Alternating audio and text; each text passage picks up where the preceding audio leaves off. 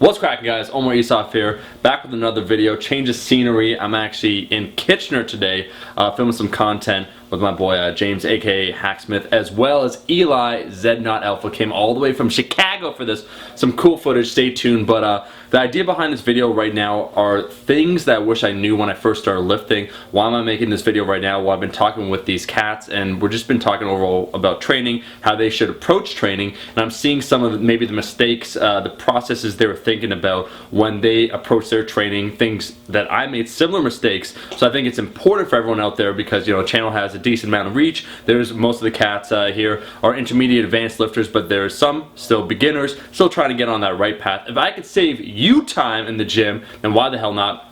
I want to talk about a lot of different things, but the first thing I want to talk about reminds me of the conversation I had with James about macronutrients and calories. Essentially, he's been the same body weight for 10 years, on again, off again when it comes to the gym, but his body weight hasn't really shifted. As a result, his composition has stayed virtually the same. He's lean, but he hasn't built the muscle that he wanted, and that is definitely partially consistency in the gym. But the first point is that if you want to grow, if you want to build muscle, you have to eat. I said this before, but when I first started training, I would probably eat, before I started lifting, like 16 or 1700 calories a day. I'm just not a big eater. And then during my first few months, I only bumped it up to 2300 calories because that felt like the limit of what I could eat. That's only when I really started to discover the amount of calories I needed to eat in a day for me to gain muscle, that I had to bump it up to like 2800, 3000 calories, and that seemed impossible for me. So one, you got to eat in order to grow. The second point, however, is that I always am personally a fan of staying relatively lean, at least even when you do a lean mass phase, and it's the law of leanness. I call it the law of sexiness, but it's true.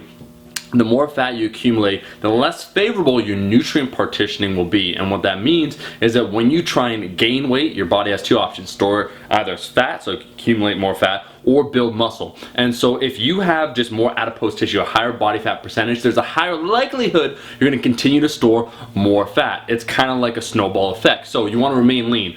Point number two I want to say is, as you do that lean bulk, as you try and build muscle, don't be afraid of doing mini cuts, like mini fat loss phases lasting maybe 4 weeks, losing like 4 to 6 pounds, just to, you know, shed off excess fat that you gained during the bulk. If you're a beginner, if you really want to try and, you know, increase your total amount of lean body mass, you should focus on bulking for extended period of time, like 6 months, 8 months at the very least, before you consider your first mini cut. So I'd say do an extended lean mass phase and throw in a few mini cuts, you know, every 6 months at the minimum, and then from there you'll see how your composition changes. Effort is everything. Point number three that I want to talk about is that effort is most important. You could be on a mediocre program giving 100% and get a lot more results than someone that's giving 70% on the best program out there. I talk a lot about technique. I talk a lot about programming, what is optimal, good exercise selection, good technique, programming. But the fact remains, if you're not giving 100% in the gym with those movements,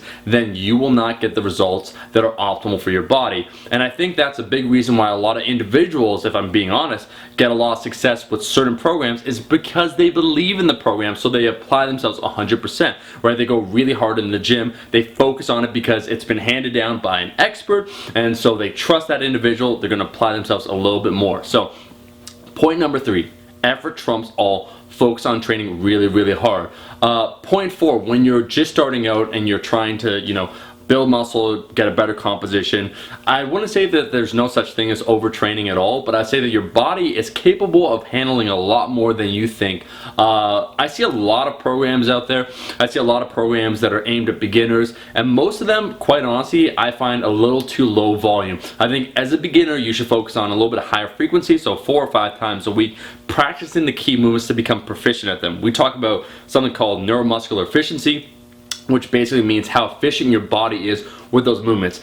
When you squat, and you squat enough, it kind of becomes second nature. Your body knows what to do. Ergo, you know how to use the muscles necessary in order to lift the weight. You can lift more weight. So it's once again kind of something that really builds on top of one another. You get more efficient in the movement. You could, therefore you're stronger. You could use more muscles. You build more muscle mass. It all kind of comes together. So you want to focus, personally, what I'd say, on relatively high frequency, so like benching, squatting, deadlifting at least like 2 times a week, training 4 to 5 times per week, and pushing the volume a little bit higher than most traditional programs that are just giving you a 3x5 and maybe 2 other accessory movements. So you could definitely push the volume. The last thing I want to talk about, of course, and I've said this before, you guys know I'm a supplement minimalist. I believe there's a lot of bullshit out there. They're just trying to, you know, prey on young kids, young boys, their insecurities. They're trying to sell them bunk that doesn't work at all. So you want to minimize the supplements. I would say when you first start training, take nothing whatsoever. Yeah, maybe you might want to supplement with some sort of protein powder if you're deficient in that, if you're just not meeting the requirement, but it's not necessary at all. Creatine I would save until after a year of lifting, and just focus once again on the basics. Hit your numbers, hit your calories, your macros, train really hard at the gym, train consistently, get on a smart program, push the volume, and also focus lastly then on recovery. A lot of people will then train hard at the gym, but they'll either go out Friday night, Saturday night, not get enough sleep. I have been guilty so much of this, getting 4 or 5 hours. Sleep is pretty much better than any other supplement or any supplement that you could take out there. So I would say sleep is a priority. Sleep like a deadbeat, train like a beast, and eat like a king. I just made that up. Probably makes no fucking sense whatsoever. But those ideas, those thoughts come together, and if you do that consistently, honestly, I think the physique that I currently have, I think someone that trains very focused just towards building muscle and you know, towards strength, you could achieve it within, I'd say, about 3 years, 3.5 years, which is not that long at all. So those are my tips. That is my advice. I thought I'd just bring it back after having a lot of good conversations today. There's a lot of phenomenal content on the way. Just stay tuned. That's all the time I have. It's almost midnight. It's not. It's probably 10 o'clock, but it feels almost like midnight. I gotta get out of here. Thank you so much for watching the video. If you liked the video, make sure to like the damn video, and I'll be seeing all you guys, my rascals, in that next video. Peace. Woo! Eli, where were you? Where were you, bro? Where were you? Eat your vegetables, eat your vegetables, eat your fucking vegetables.